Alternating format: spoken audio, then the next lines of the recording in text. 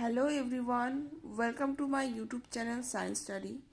আমি রেলের সায়েন্সের ফিজিক্স করাচ্ছি, যেখানে আমাদের সেকেন্ড চ্যাপ্টার গতি বা মোশন চলছিল। তো আগের লেসনে আমি সময় সরণ লেখচিত্র তোমাদের দেখিয়েছিলাম। তো এই লেসনে আমি যেটা করাবো সেটা হচ্ছে ভেলোসিটি টাইম গ্রাফ বা বেগ সময় লেখচিত্র। চলো কথা না বাড়িয়ে শুরু করা যাক।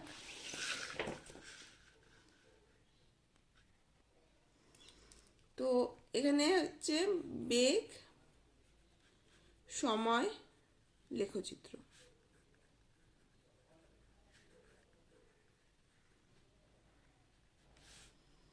ভিটি গ্রাফ।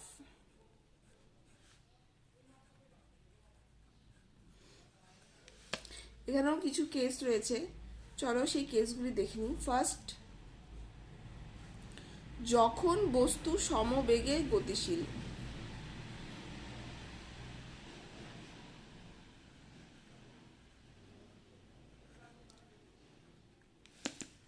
যখন বস্তু সমবেগে গতিশীল তখন ভিটি গ্রাফ কেমন হবে?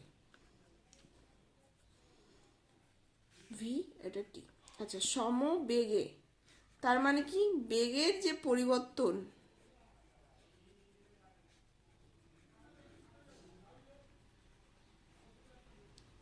শূন্য, মানে ভি শূন্য, বেগের পরিবর্তন শূন্য। বেগটা প্রতিটি পয়েন্টে সেম থাকবে, মানে সময় বাড়বে কিন্তু বেগের কোনো পরিবর্তন হবে না, নো চেঞ্জ।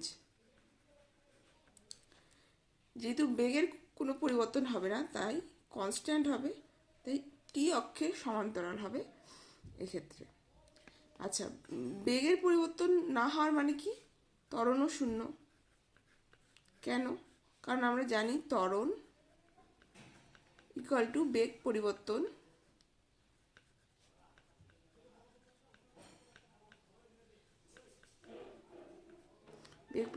বাই সময়। এখানে বেগ পরিবর্তনটাই শূন্য, মানে সমবেগ, তাহলে ত্বরণও শূন্য হয়ে যাবে। মানে এখানে tan theta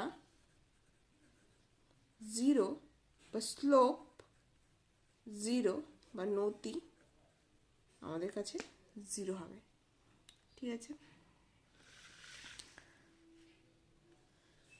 point number second, যখন বস্তু স্থিরাবস্থা থেকে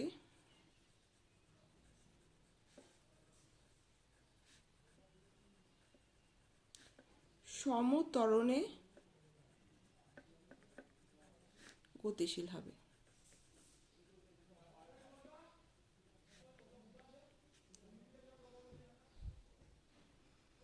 তখন ভিটি গ্রাফ কেমন হবে? এটা ভি, এটা টি, ঠিক এরকম।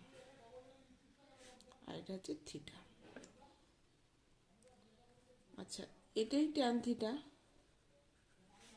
বা স্লোপ, যেটা আমরা এটাই ত্বরণের মান ডিনোট করে, a equal to DV by dt.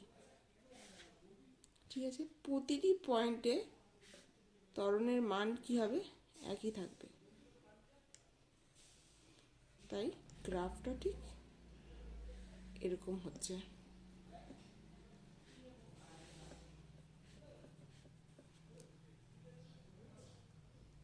ঠিক আছে, এটা কোন সমীকরণকে সিদ্ধ করে? V equal to U plus AT, মানে Y equal to C plus M X. এটা কি সরলরেখার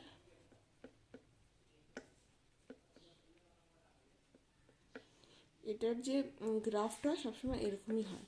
আর এটা যেহেতু মিলে যাচ্ছে তাই এই সমীকরণটা সেম, আর গ্রাফটা ঠিক এরকম হচ্ছে। এখানে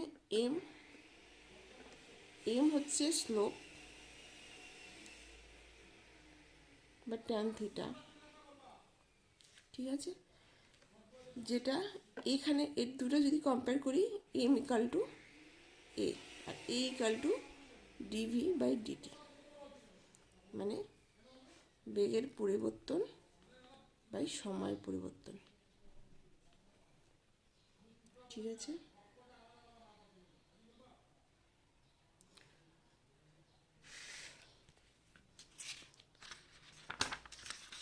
নেক্সট আমার কাছে যেটা আছে সেটা হলো থার্ড কেস। আগের কেসে বলেছিলাম হচ্ছে স্থির অবস্থা থেকে সমত্বরণে গতিশীল। এখন আমি বলবো ইউ প্রাথমিক ব্রেকে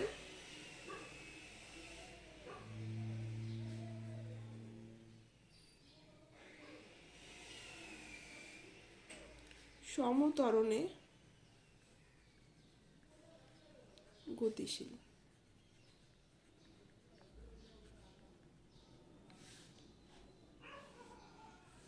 তার গ্রাফ কেমন হবে, ভিটি গ্রাফ কেমন হবে? আগেরটা হচ্ছে শূন্য, জিরোর থেকে স্টার্ট হচ্ছিল, যেহেতু স্থির অবস্থা, মানে আগের ক্ষেত্রে ইউ জিরো ছিল, কিন্তু এক্ষেত্রে ইউর কিছু একটা ভ্যালু আছে। তো সাপোজ ইউর ভ্যালু এটা, অ্যান্ড এটা এখান থেকে স্টার্ট হবে, ব্যাস। বাকি সব সেম আগের মতনই, ঠিক আছে। এটা থিটা, থিটার মান যত বেশি হবে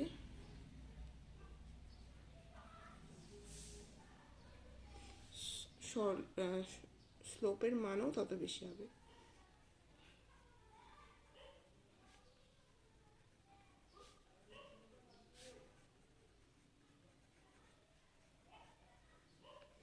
ব্যাস, এখানে আর নতুন কিছু নেই, শুধু যেহেতু ইউ প্রাথমিক বেগ নিয়ে যাচ্ছে তাই এখান থেকে স্টার্ট হবে, ঠিক আছে। লাস্ট নাম্বার কেস আমার ক্রমবর্ধমান ত্বরণে গতিশীল। বস্তু ক্রমবর্ধমান ত্বরণে গতিশীল, সেটা কেমন হবে? সেটা খুবই সহজ, যেহেতু বলছি ত্বরণটা চেঞ্জ হচ্ছে আর আস্তে আস্তে বাড়ছে, তাই ঠিক আস্তে আস্তে বাড়ছে, এরকম হবে তার গ্রাফ।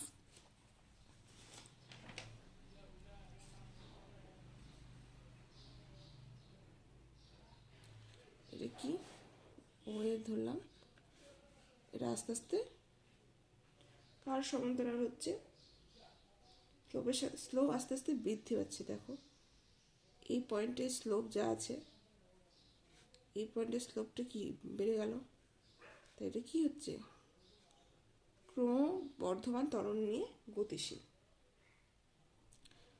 তো আজকের মতন এত অবধি। তো নেক্সট যে লেসন থাকবে সেখানে আমি প্রিভিয়াস ইয়ারের কোশ্চেন করব। আমি খুব ডিটেলসে এই গ্রাফগুলোতে যাচ্ছি না, শুধু বেসিকটা তোমাদেরকে জানিয়ে দিলাম যে কোনটা কেমন হয়, অ্যান্ড কোশ্চেনে বেসিক থেকেই আসে, যে তোমাদেরকে কন্ডিশন দিয়ে দিবে অ্যান্ড তোমাদেরকে জিজ্ঞেস করবে যে কোন গ্রাফটা কোন কন্ডিশনের ক্ষেত্রে প্রযোজ্য। ব্যাস এইটুকুন প্র্যাকটিস করেই তোমাদের হয়ে যাবে। আর নেক্সট লেসনে আমি প্রিভিয়াস ইয়ারের কোশ্চেন নিয়ে আসবো। তো আজকের মতন এত অবধি, দেখা হবে পরের ক্লাসে।